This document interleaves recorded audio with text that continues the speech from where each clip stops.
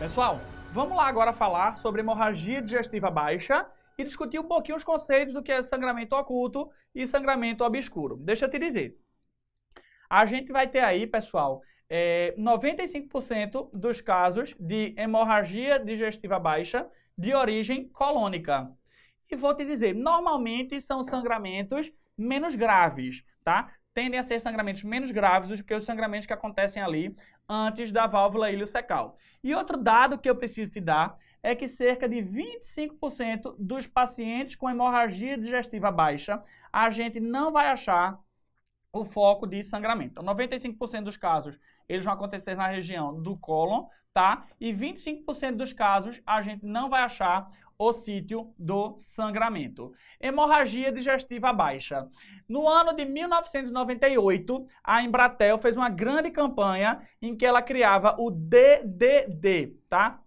E o que é que tem a ver o DDD? O DDD eu trouxe aqui para a gente fazer o vínculo cerebral com as principais causas de hemorragia digestiva baixa. Então, a gente vai se ligar aí em DDD. Doença diverticular, adenocarcinoma, displasia e doença orificial. Classicamente, essas costumavam ser as principais causas de hemorragia digestiva baixa, mas a literatura vem diminuindo o número, tá, da displasia, ou seja, ela não é tão comum quanto se imaginava que ela fosse, e as doenças orificiais vêm aumentando aí a sua incidência e provavelmente já ultrapassou o percentual de casos de displasia. Mas pensou em hemorragia digestiva baixa, é DDD, doença diverticular, adenocarcinoma, displasia e doença orificial. Normalmente, eu já te disse, são patologias que têm sangramentos de causas menos graves e são mais intermitentes. Quando você faz o exame,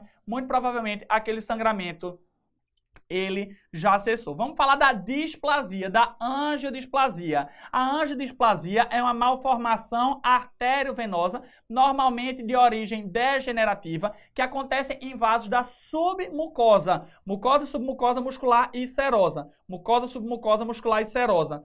A formação aí da parede do trato gastrointestinal. A angiodisplasia, ela normalmente acontece em vasos da submucosa e elas fazem esse aspecto aí, ó, aracneiforme. A região cecal é o principal foco, é a principal localização das angiodisplasias colônicas, tá? Elas acontecem mais na região do ceco do que do sigmoide. E o quadro clínico é uma hematoquesia indolor. São sangue misturados às fezes sem outros sintomas associados. Se nós temos a angiodisplasia sangrante, o que é que nós vamos fazer?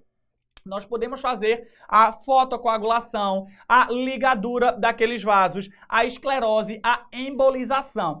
Em casos refratários e de sangramentos mais importantes, nós podemos sim partir para o tratamento cirúrgico. Divertículo de Meckel. Atenção, isso vai estar na prova de cirurgia ou na prova de pediatria. Alô, Filipinho, tô mandando aí, ó, um assunto para você. Se liga, galera.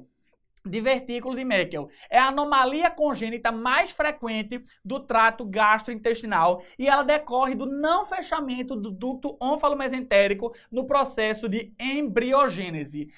O divertículo de Meckel é um divertículo verdadeiro, porque ele tem todas as porções da parede do trato gastrointestinal. Pseudodivertículo, normalmente nós não temos todas as porções. Divertículo verdadeiro, nós temos todas as porções. Mucosa, submucosa, muscular e serosa. Agora me diga, por que um divertículo de Meckel é um divertículo verdadeiro, secundário do não fechamento do ducto onfalomesentérico, a anomalia congênita mais frequente do trato gastrointestinal?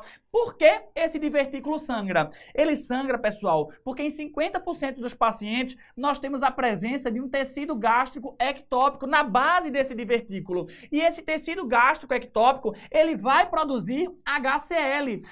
A mucosa intestinal, ela não está preparada para receber essa acidez, ela vai ulcerar e causar o sangramento. Esse divertículo pode ser assintomático e quando apresentar sintomas, o principal sintoma costuma ser o sangramento. É um sangramento que acontece normalmente até os 2 anos de idade, segundo algumas fontes até os 5 anos de idade, mas atenção, na sua prova, um paciente, uma criança com sangramento do trato gastrointestinal, com hemorragia digestiva baixa, você vai pensar em divertículo de Meckel. Ele também pode complicar fazendo a hérnia de Littré, vou falar contigo isso na aula de hérnia e obstrução. O diagnóstico é feito normalmente através da cintilografia, então a criança sangrou, pensa na cintilografia para fazer o diagnóstico, e o tratamento dos divertículos complicados vai ser com a cirurgia.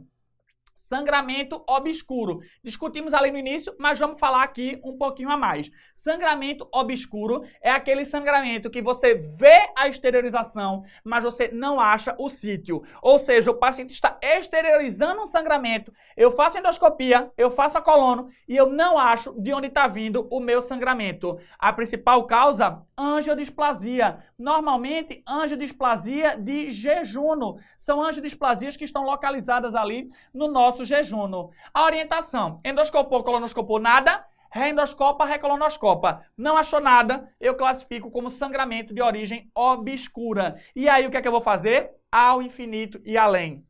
Avaliar o meu delgado. Cintilografia, angiografia, angiotomo, angiorressonância, puxa enteroscopia, cápsula endoscópica, endoscopia com duplo balão. Ache o seu sítio de sangramento. E o sangramento oculto?